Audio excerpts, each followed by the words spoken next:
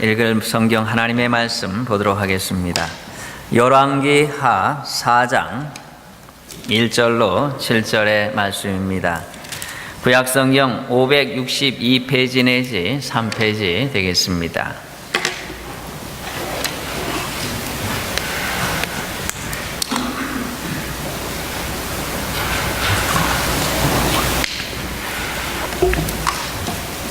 열왕기하 4장 1절로 7절의 말씀, 구약성경 564페이지 내지 5페이지 되겠습니다.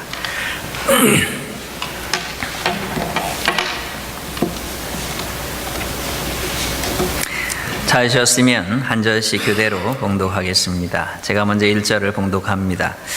선지자의 생도의 아내 중에 한 여인이 엘리사에게 부르짖어 가로되 당신의 종 나의 남편이 이미 죽었는데 당신의 종이 여호와를 경외하는 줄은 당신이 아시는 바니이다. 이제 제주가 이르러 나의 두 아이를 취하여 그 종을 삼고자 하나이다.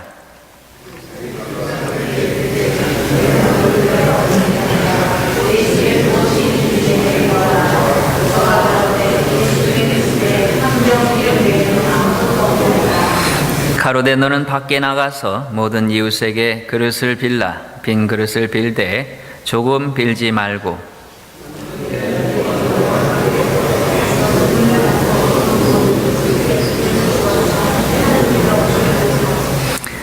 여인이 물러가서 두 아들과 함께 문을 닫은 후에 저희는 그릇을 그에게로 가져오고 그는 부었더니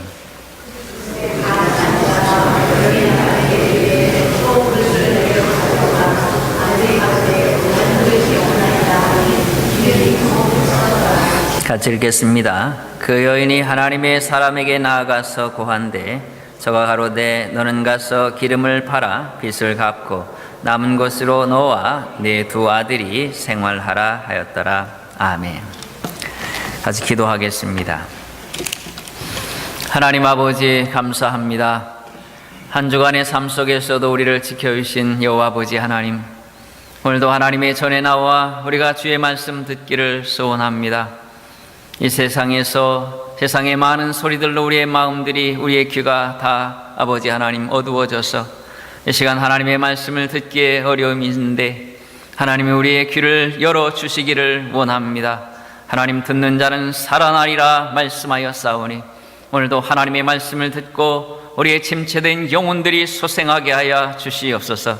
하나님이여, 하나님께서 이 시간 말씀을 통해서 우리에게 말씀하시기를 원합니다. 이 말씀을 통해 주의 음성이 들려지게 하여 주시옵시고 하나님의 말씀을 들을 때에 우리 안에 변화와 새로운 결단들이 일어나는 아름다운 역사가 있게 하여 주시옵소서. 성령께서 부족한 종을 붙잡으시고 이 시간도 하나님의 말씀을 온전히 드러내시며 말씀의 능력과 그 귀함을 하나님 드러내 주시옵시고 아버지 하나님, 우리 모두가 이 말씀 앞에 엎드리는 귀한 시간 되게 하여 주시옵소서. 감사하고 예수님의 이름으로 기도하옵나이다. 아멘. 우리 돌아보며 인사하겠습니다. 감사합니다. 사랑합니다 하고 인사하겠습니다.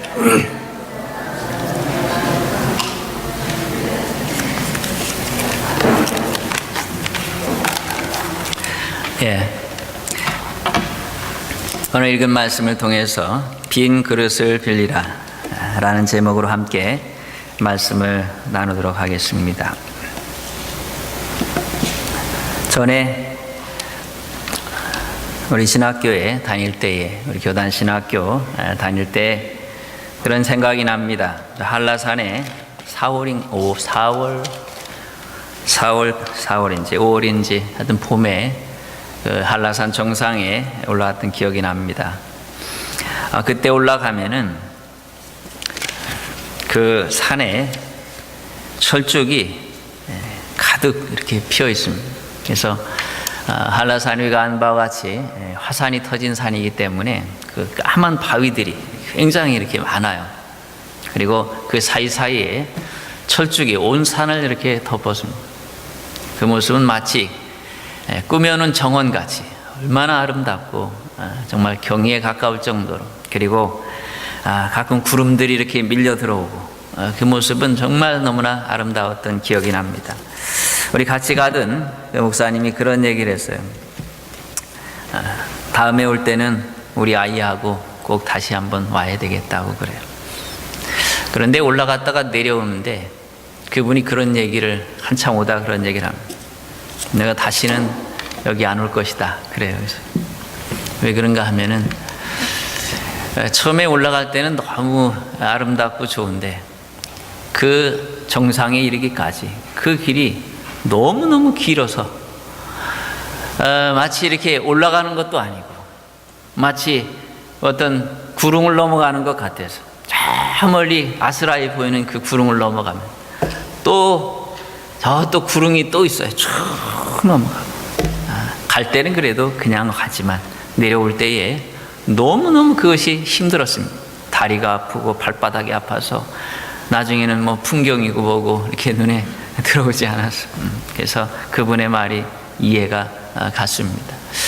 우리가 하나님의 교회 속에서 하나님을 섬기면서 앞을 향해 나아갈 때에 하나님의 교회 속에서 힘듦과 어려움들이 분명히 있습니다. 이러한 것들이 즐거움만이 있고 꽃피는 아름다움만이 있으면 얼마나 좋겠습니까? 그런데 우리가 가는 이 믿음의 길에는 그와 같이 힘들고 어려운 일이고 그래서 나중에는 좋은 것조차도 좋은지 안 좋은지 할 수 없을 것만큼 그렇게 힘든 일들이 놓여 있습니다. 사실 이 북한산이나 그 도봉산에 사람들이 많이 올라가지만은 그곳에서 많이 사고를 굉장히 많이 나요. 일반적인 산보다 더 많은 사고가 도봉산과 서울에 있는 그 북한산에서 많이 납니다. 사람들이 왜 그렇게 사고를 많이 내는가 하면 도시 옆에 있다 보니까 그 산을 만만하게 보는 겁니다. 그것이 별거 아닌 것과 같이 생각하고 일반 산을 등산하듯이 그렇게 가벼운 마음으로 이렇게 그냥 운동 하나 신고 그래 등산복 입고 그렇게 올라가는 거죠. 그런데 올라가다 보니까 욕심이 나는 겁니다. 그런데 그 산이 결코 만만치가 않습니다. 올라서 정상적으로 가다 보면은 얼마나 힘들고 또 때로는 위험한 곳들이 있는지 모릅니다. 특별히 도봉산은 더더욱이 그러합니다. 그 도봉산의 능선을 타다 보면 잘못하면 절벽에 떨어질 수 있는 그러한 곳들이 도처에 널려져 있습니다. 그런데 많은 사람들은 그 산을 대단히 만만하게 봅니다. 그리고 아무 준비 없이 올라가는 것이죠. 결국 그것은 사고로 이어지는, 때로는 추락의 사고로, 때로는 죽음에 이르는 그런 엄청난 사고를 유발하는 것입니다. 하나님의 교회를 우리가 섬겨나면서 우리가 앞을 향해 정상을 나가가면서 나는 하나님의 백성들이 그것을 가볍게 생각하는 사람들이 있습니다. 그러나 정상에 이르기까지 그것은 험난하고 때로 위험하고 때로 거친 것들이 우리 앞에 예상치 못하는 것들이 있음을 생각지 아니하고 가다 보면 우리는 다 가지도 못하고 중도에서 포기하거나 아니면 큰 위험 속에서 추락하고야 말게 되는 것입니다. 오늘 그것을 이 말씀을 통해서 우리가 함께 보고자 하는 것입니다. 우리가 정상을 향하여 하나님의 역사가 나타나는 곳을 향하여 갈 때에 어떻게 가야 하는가 하는 것을 오늘의 말씀은 우리에게 보여주고 있습니다. 자, 4장 1절의 말씀을 우리가 보도록 하겠습니다. 여기 보니까 선지자의 생도의 아내 중에 한 여인이 엘리사에게 부르짖어 가로되 당신의 종 나의 남편이 이미 죽었는데 당신의 종이 여호와를 경외한 줄을 당신이 아시는 바니이다. 이제 체주가 이르러 나의 두 아이를 취하여 그 종을 삼고자 하나이다 라고 표현하고 있습니다. 자, 오늘 여기 보면은 한 선지자의 생도의 부인이 엘리사에게 나타나서 자신이 당한 너무나 기가 막힌 사연을 지금 하소연하고 있는 것입니다. 와서 바로 이 엘리사에게 그 자신이 당한 이 엄청난 환난에 대해서 말하고 있는 것입니다. 그 내용은 읽은 것과 같이 바로 자신의 남편이 빚을 지고 죽었다는 것입니다.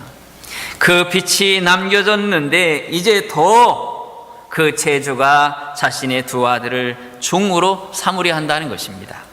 왜냐하면 당시에 율법의 채무가 있는 자가 빚을 갚지 못하면 그 채무자가 그나 그의 자녀들을 6년간 종으로 삼을 수 있다고 하는 그런 규정들이 있습니다. 그래서 그럼에도 불구하고 이 여인의 입장에서 본다면 빚을 지고 남편이 죽었습니다. 남편이 죽은 것도 사실은 걷잡을 수 없는 지금 상황과 전혀 다릅니다. 지금은 남편이 죽어도 어떻게든지 살아갈 수 있는 환경들이 있습니다. 그런데 당시의 상황이라고 하는 것은, 남편이 죽었다고 하는 것은 결국 그 집안이 망했다 하는 것입니다. 결국 그는 가장 심각한 상태로 몰려 들어간다는 것입니다. 그 상황 속에서 실제적으로 여자들에게 어떤 일거리가 주어지는 것도 아니고 결국 다음 날부터 먹을 것이 없는 극심한 그러한 궁핍 속으로 밀려 들어가는 것이고, 그리고 그러한 상황 속에서 창부로 팔려가는 일들도 허다한 그 인생이 완전히 깨져버릴 수 있는 그러한 엄청난 사건이 남편이 죽은 것이다 라고 당시의 상황 속에서 본다면 표현할 수 있습니다. 그런데 이렇게 남편이 죽은 것도 견딜 수 없는 일인데 그 남편이 빚을 지고 죽었습니다. 그 빚을 고스란히 갚아야 하는데 그것을 갚을 수 없게 되자 그 제주가 자신의 두 아들을 총으로 끌어가겠다고 말하고 있는 것입니다. 이런 절박한 상황에서 그가 지금 엘리사에게 와서 말하는 것입니다. 어떻게 이럴 수가 있습니까? 이런 표현입니다. 당신이 내 남편이 누구인지는 아시는 바입니다. 하나님을 섬기는 어떻게 섬겼는지를 아시는 바입니다 라고 말하고 있는 것이죠. 이것은 내가 이 상황을 도저히 받아들일 수가 없습니다 라는 것입니다. 이 상황을 이해할 수가 없습니다. 내 남편이 누구입니까? 하고 지금 엘리사에게 묻는 것입니다. 당신이 아는 바와 같이 그는 하나님을 위해서 자신을 드린 자가 아닙니까?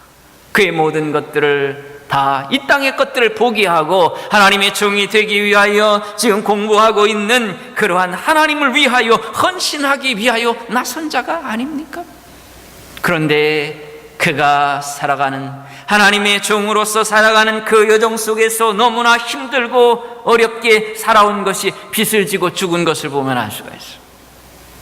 빚을 진다고 하는 것은 우리가 상상하는 것 이상의 고통이 있습니다. 그저 가난하게 사는 것하고 빚을 지고 사는 것은 또 다른 얘기죠. 전혀 다른 상황일 수 있습니다. 너무나 힘들고 그렇게 살아왔습니다. 그런데 그 남편이 죽었어요. 그리고 거기에 두 아들까지 총으로 잡혀가는 이 현실을 내가 어찌 이해해야 합니까? 라고 지금 하나님의 증인 엘리사에게 와서 이 여인이 하소연하고 부르짖고 있는 것이다 라고 볼 수 있죠. 현실적으로 그 상황은 도무지 이해할 수 없는 상황에 직면한 것입니다.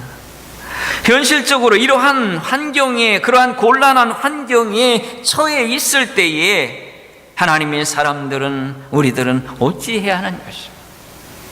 사실 힘든 것은 이해되는 고난은 참을 수 있어요. 이래서 그런 거지 뭐. 그런데 문제는 전혀 이해되지 않는, 마음으로 받아들일 수 없는 상황들이 우리 앞에 닥쳤을 때에 우린 당황하고 우린 그 앞에서 때로 분노합니다. 그런데 성경은 오늘 우리에게 이렇게 말씀합니다. 베드로전서 4장 12절 13절에 보니까 사랑하는 자들아 너희를 시련하려고 오는 불시험을 이상한 일 당하는 것 같이 이상히 여기지 말고 오직 너희가 그리스도의 고난에 참여한 것으로 즐거워하라.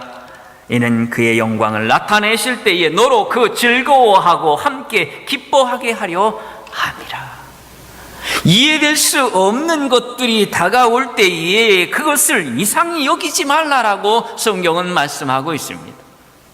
불시험을 당하는 것이, 그것이 다가올 때에 이상한 일 당하는 것과 같이 이상히 여기지 말. 마치 뒤통수 맞은 것과 같이 우리가 당황하고 어찌할 바 몰라 하고 있습니다. 그러나 그렇게 하지 말라는 것입니다. 우리가 주님을 섬기면서 주님 믿음으로 나아가는 길 속에 그런 것들이 다가왔다면 오늘 것이 그리스도의 고난에 참여한 것이라. 우리가 쫓아가고 있는 주님이 어떤 분이냐? 예수 그리스도께서 이 땅에 오셔서 부귀와 영광을 누리신 것이 아니라 그분이 우리에게 보여주신 것은 채찍에 맞았고 침뱉음을 당했고 모욕과 순환과 그 모든 것들을 당하신 그 길이었다. 그 길을 주님은 마치 어린 양같이 잠잠히 그 길을 가셨다라고 이사야는 말씀하고 있습니다. 그 길을 우리도 뒤따라, 드디어 내가 뒤따라가고 있다는 것입니다. 하나님의 교회를 섬기면서 어려움과 아픔과 고통과 그리고 그 마음의 불편함과 그 모든 것들이 전혀 없다? 있을 수 없는 것입니다. 이단에 들어간 사람들은 이렇게 말합니다. 내가 이곳에 들어와 보니 전혀 고통과 불편함과 갈등과 그 모든 것들이 없다는 것입니다. 내 마음이 기쁘고 감사와 은혜가 날마다 충만하다는 것입니다. 그것은 속임수인 것입니다. 어찌 그 길이, 그 십자가의 길이 어찌 우리에게 기쁨과 감사만 있는 거죠. 힘들고 어렵고 주님 스스로도 내가 범민하여 죽을 것 같다라고 표현하는 그 길에 우리가 들어선 것이라는 거죠. 어찌 저 900 거의 700에서 800에 가까운 저 엄청난 그 산봉우리, 그 절벽이 있는 그 산을 오르면서 어찌 운동화 하나 신고서 올라갈 생각을 하느냐 말이죠. 결국 그렇게 올라가면 큰 고난을 당하고 그리고 떨어지고 때로는 죽음에 이를 수밖에 없는 것과 같이 하나님의 교회에 우리가 이 주님께서 걸어가신 그 길을 걸어가면서 늘 우리가 존재해야 합니다. 내가 그리스도를 쫓아가고 있다는 것입니다. 주님께서 지신 그 십자가를 나도 지고 가고 있다.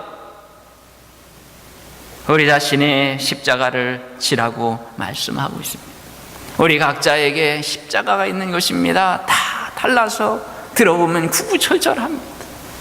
그런데 여러분들이요, 주님을 섬기면서 그러한 고난과 그런 아픔과 그런 자존심 상함과 그 모든 이해할 수 없는 것들이 우리에게 다가올지라도 우리는 존재해야 합니다. 그래도 나는 이 십자가를 지고 주님을 따라 가야 한다는 것입니다. 이것이 믿음의 길이요, 이것이 하나님께서 우리에게 말씀하시는 것입니다. 성경이 우리에게 이야기하는 것은 우리를 달래고 우리에게 그러한 변명을, 그 여지를 주려는 것이 아니라, 그것이 아니라 이상히 여기지 말라는 것입니다. 마치 뒤통수 맞은 것과 같이 그렇게 황당히 하지 말라는 것입니다. 내가 드디어 내가 지고 가는 그 십자가를 이해하기 시작했다는 것입니다. 내가 가는 그 길이 그렇게 쉽지 않았단다. 너 힘들지? 그런데 내가 십자가를 지고 갈 때에 너를 위하여, 너를 살리기 위해서 십자가를 지고 갈 때에 얼마나 더 힘들었겠느냐, 그 얘기를 하고 계시는 것이라는 거지. 우리가 이 모든 어려움들이 우리에게 다가올 때에 우린 주님의 십자가를 생각해야 합니다. 나도 아픈데 주님은 얼마나 아프실까. 예전에 춘천교회에서 권사님 한 분이 돌아가셨어요. 금방 암이 퍼져가지고 제가 만난 지 3주 만에 돌아가셨어요. 그분이 그런 얘기를,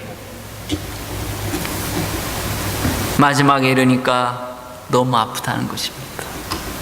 그 암이 그렇게 고통스럽다고 하는 것입니다. 그래서 그때야 알았다는 것입니다.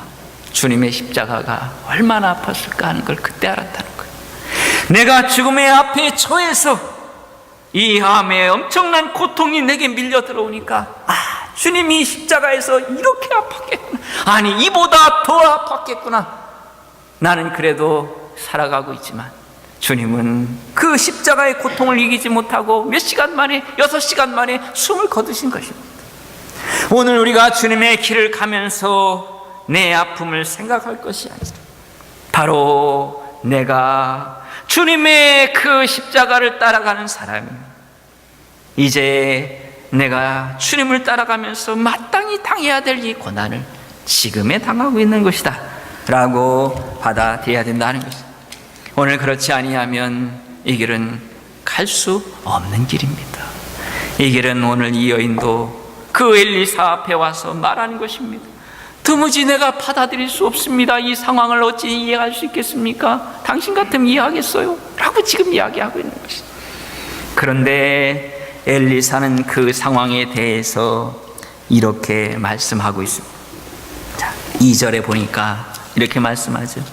엘리사에게 저가에게 이르되 내가 너를 위하여 어떻게 하랴? 네 집에 무엇이 있는지 내게 고하라 라고 말씀. 그가 그렇게 자신의 상황에 대해서 구구절절하게 도무지 이해할 수 없습니다. 어찌 이 상황을 내가 이해할 수 있겠습니까? 라고 그렇게 항변할 때에 그를 두둔하고 그의 입장을 서로 그것을 이해해주고 그것에 대하여 위로해준 것이 아닙니다. 사람의 위로는 위로가 아닌 것입니다.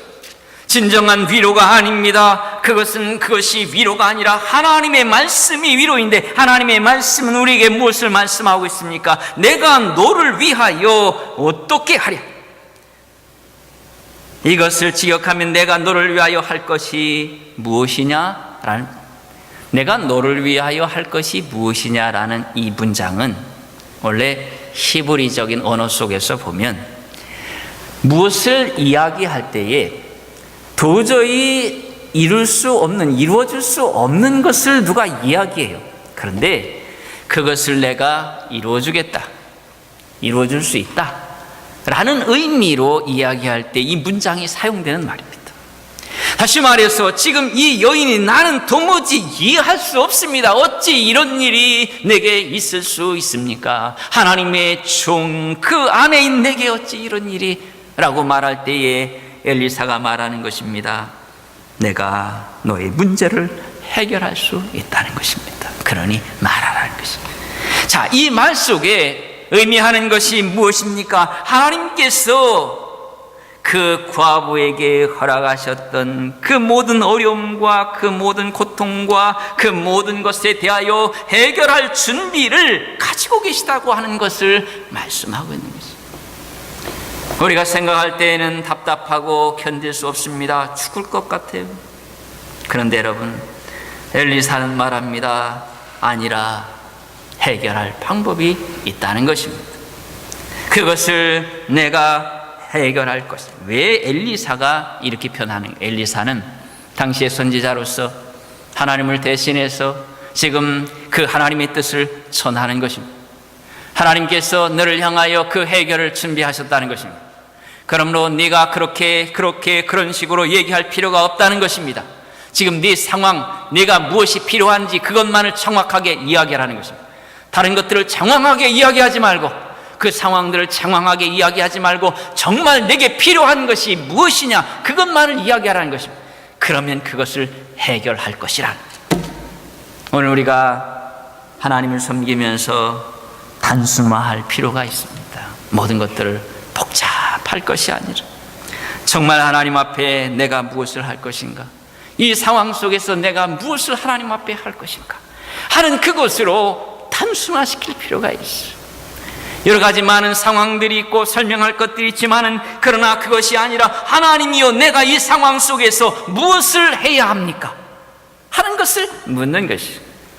노예 제도가 있었습니다. 우리가 한 바와 같이. 그러나 그 노예 제도 앞에서 사도 바울은 그 시몬한테 도망가라 이런 얘기 하지 않아요. 노예 제도가 잘못됐으니까 너 도망가라 이런 얘기하는 것이 아니라, 너는 가서 그 주인에게 용서를 빌고 다시 그를 섬기라. 그리고 그 주인에게는 이제 그를 형제와 같이 맞이해서 그를 잘 대해라. 내가 너에게 명할 수 있지만 내가 너에게 부탁한다 라고 말하면서 그렇게 말하고 있어요. 그 말씀의 중심, 핵심적인 내용이 무엇입니까? 그것은 하나님은 그 상황 속에서 그 상황을 설명하거나 그 상황에 매이지 말라는 것입니다. 그것이 아니고 그 상황 속에서 내가 하나님을 어떻게 섬길 것인가 하는 것이 중요한 것이라는 것이죠. 우리에게 중요한 것은 바로 그것이라는 것이죠. 우리에게 처한 상황, 그 상황의 전부를 다 이해할 필요도 없습니다. 어차피 다 이해하려고 해도 이해되지 않는 것인데 어찌하겠어요. 그것이 아니라 이 상황에서 내가 어떻게 하면 하나님께 영광을 돌리고, 어떻게 하면 하나님의 나라가, 하나님의 교회가 더욱더 아름답게 설 수 있을 것인가, 그것을 바라보라는 것이죠. 이것이 성경이 우리에게 주어지는 교훈인 것입니다. 하나님은 지금 이 엘리사를 통해서 준비하고 있다는 것입니다. 그래서 물어봤습니다. 자, 무엇을 해야 되겠느냐? 라고 물었더니 계집종, 그 여인이 말합니다. 계집종 외에 한 병 기름 외에 아무것도 없나이다. 이 한 병이라고 하는데 무슨 한 병 이렇게 들어있는 이런 내용이 얘기하는 것이 아니고, 원래 원문에서 보면 이 기름을 바르다라는 이 표현이 한 병으로 번역됐어요. 그러니까 여기다 머리에다 이렇게 기름을 이렇게 붓는 거예요. 그래서 정결케 하게 할 때, 아니면 임명할 때 조금 갖다 기름을 갖다 붓습니다. 그러면 이렇게 흘러내리죠. 그러니까 그래서 한 종지나 될까요? 조금 이 기름이 있는 것이다라고 볼 수 있죠. 자, 현실적으로 그가 가진 그 현실은 조그마한 기름밖에 없습니다. 하지만 하나님은 엘리사를 통해서 그녀에게 그 문제를 해결할 준비가 되어 있다라고 말씀하는 것입니다. 오늘 여러분, 오늘 우리가 하나님 앞에 하나님을 섬기면서 우리에게 처한 모든 문제들, 그것들을 너무 확대할 필요 없어요. 그것을 단순화해서 이제 내가 하나님의 교회를 위해서 무엇을 할 것인가, 이 상황 속에서 그 상황을 보지 말고 그 상황 속에서 하나님이여 내가 이 상황에서 무엇을 해야 되겠습니까?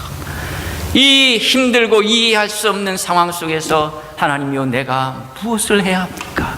하는 것에 집중하는 것이 필요하다고 합니다. 마지막의 말씀 속에서 이제 가서 빌라라고 표현하고 있습니다. 너는 가서 빌라, 너는 가라, 너는 빌라. 하나의 명령형으로 되어 있습니다. 그래서 이 여인에게 그것을 병을 가서 가져오라고 말씀하고 있습니다. 이것은 엘리사가 여인의 믿음을 시험하는 것이라고 볼 수 있습니다.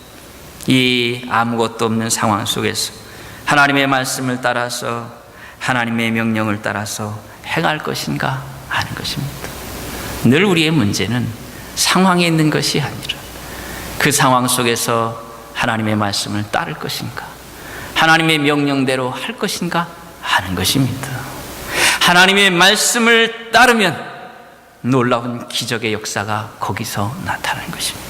그러나 우리가 그 상황 속에 매몰돼 버리고 그 상황 속에서 살아간다면 하나님의 역사는 나타나지 않는 것입니다. 그 나가서 가져오라고 할 때에 가져오기 시작했습니다. 그릇을. 그런데 이렇게 표현합니다. 조금 빌리지 말고 라고 표현합니다. 바로 많이 가져오라는 것입니다. 너는 적게 만들지 말라라는 표현이죠. 그래서 가져왔습니다.